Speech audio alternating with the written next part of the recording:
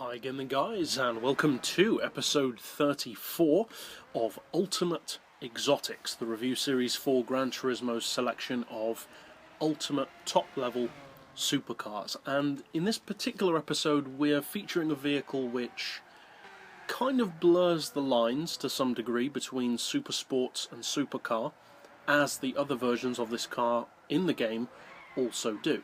And it is the Audi Le Mans Quattro concept, which would ultimately come to be known as the R8 in production form. Now the R8 I have featured in the Supersport series, not the Ultimate Exotics series, whereas this car is featured in the Ultimate Exotics series. So why the difference? Especially considering that the V10 version and the road version are at least close, if not superior, in terms of power. Superior in the case of the V10 by a significant amount of power. Well, there are a couple of reasons. One is because this version is lighter than the V10, it's more expensive than both the V10 and the V8, it's more exotic in nature, more exclusive. It is a concept car, but more exclusive nonetheless. There is only one of them. And the overall marketing of the Le Mans Quattro concept was very much geared more towards being a full-on supercar, whereas the Audi R8 and even to some extent the V10 are only designed to go up against vehicles like the Porsche 911, Nissan GT-R, and at best stuff like the Ferrari 458 or Lamborghini Gallardo.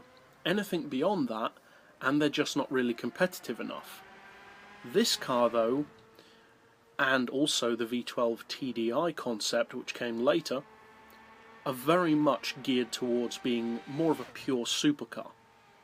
Now the influence for this vehicle came directly from Audi's dominating R8 at the Le Mans, the LMP version, hence why this was called the Le Mans Quattro and later adopted the R8 name.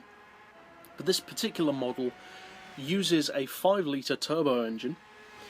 It weighs less than the V10, as I mentioned, at 1229 kilos, and it puts out 969 horsepower, which is significantly less than the V10, with over 1100 horsepower. This car also puts out 759 foot-pounds of torque, and has a PP of 653. So, on the surface at least, it certainly has specs which could allow it to take on many of the other supercars in the game. But does it live up to that? Because with a price tag of 1,250,000 credits, it is more than 1 million credits more expensive than any of the other R8 road cars, the V10, the V8, and even the Chrome line. So is it worth the difference? Well, it depends on what kind of driver you are, what kind of collector of vehicles you are. If you're purely looking for value for money, the V10 is the better vehicle, purely because it's so much cheaper for more spec. And in a straight line, the V10 is faster. The top speed is slightly more on the V10 than it is on this vehicle, but this car, I would say, is by far the superior track machine, because the V8 and V10 Audi R8s are both notoriously twitchy vehicles, and that gets more and more extreme the higher you upgrade them, to the point where eventually they're almost too twitchy for most circuits, especially in its over 1100 horsepower form in the case of the V10. It's all well and good having that kind of straight line power, but if you can't take a corner, it's useless. This car not only has 969 horsepower, but it can actually get around corners far better than the V10 or the V8. And also the Chrome line, obviously.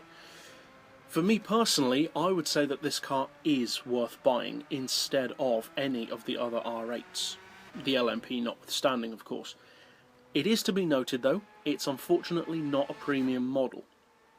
Unusually though, for a concept car, you can actually paint this vehicle, which is a cool little bonus. Now overall, as I said, it is in my opinion, the best of the three, but obviously that is down to purely my opinion, and different people will think different things. The fact that the V8 is cheaper, the V10 has more power, they're both premium, this car isn't. There are so many factors to bring in this particular argument that it really is down to each driver's personal needs and preference. There is no blanket statement about this car. All of them are good in their own way. But around the track, this is the superior model of the R8 based vehicles. It's significantly quicker around corners, has far less twitchy handling. It's almost a completely different machine in terms of handling. Technically it is a different machine, but it's very similar. And whereas the road-going R8s, to me at least, do very much feel like evolutions of the Lamborghini Gallardo, which is the car that they're based on, this doesn't feel like an evolution of a Gallardo. This feels like a proper, full-on supercar capable of taking on vehicles like the SLR McLaren, the 177, and various other supercars around a surprisingly broad array of tracks. Is it expensive? Yes, it is. But so are most of the other supercars. Is it premium? No, and that is unfortunate. But it does in excess of 285 miles per hour under its own power. It can launch off the line with NOS to 60 miles per hour in around 1.3 seconds, so it certainly has more than enough straight line performance, and around the track it is actually as good as some race cars, especially GT class machines, which in many cases it can actually beat, especially on tracks which allow it to use more of that immense straight line acceleration, such as here at the Le Mans. So if you're looking for a more exclusive option than the R8, V8 or V10, but are willing to give up potentially a cheaper price or a detailed interior, then you may want to consider the Le Mans Quattro. It's certainly my personal favourite of the R8 based vehicles. But that's it overall for this particular review. I'll see you guys next time, and as always, thanks for watching.